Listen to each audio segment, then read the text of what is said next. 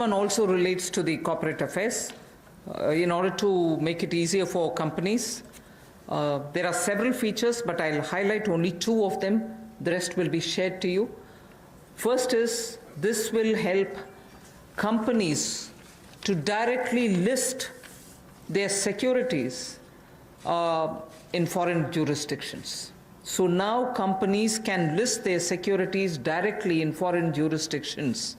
So this is one big step forward for Indian companies. And then second, listings of non-convertible debentures on stock exchange will not be regarded as those companies as listed companies. So if companies were to just put their non-convertible debentures in the stock exchange, it doesn't mean that they become listed companies. So these are two steps, but of course there will be more which will be shared to you. You will be able to get the further details on it. For want of time, I don't want to spend more time on it.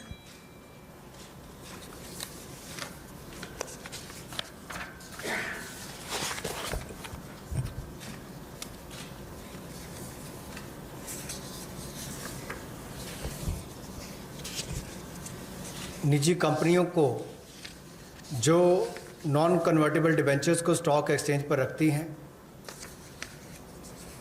उनको listed कंपनियों के रूप में नहीं माना जाएगा, लेकिन भारतीय कंपनियों को, इंडियन पब्लिक कंपनीज को ये अधिकार दिया जाएगा कि वो जायज़ विदेशी अधिकार क्षेत्र में अब पब्लिक कंपनीज को डायरेक्टली लिस्ट करवा सकती हैं, सिक्योरिटीज़ को डायरेक्टली लिस्ट करवा सकती हैं, उसकी अनुमति उनको दी जाएगी।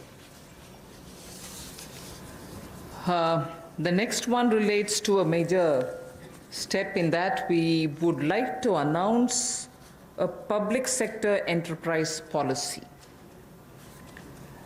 An Atmanirbhar Bharat needs a coherent policy. All sectors will be open to private sectors also. Public sector enterprises will continue to play an important role in defined areas. We need a coherent policy because sometimes you opened up some sectors in piecemeal. This sector is open but not that. That sector has always been with public sector, it shall be with public sector. It's never available for others. So we are coming up with a coherent policy wherein private sector will be allowed to participate in every sector available, but of course public sector will continue, and they will continue to play a very critical role. And public sector, when I say public sector, I mean public sector enterprises. Public sector enterprises will continue to play a very important role, and we shall now define the areas in which their presence will be impactfully felt. So the Government of India will announce a new policy which will broadly categorize strategic sectors and the others. And the strategic sectors in which the PSE, public sector enterprises, will be present will be notified. In those notified sectors where PSE, public sector enterprises will be present,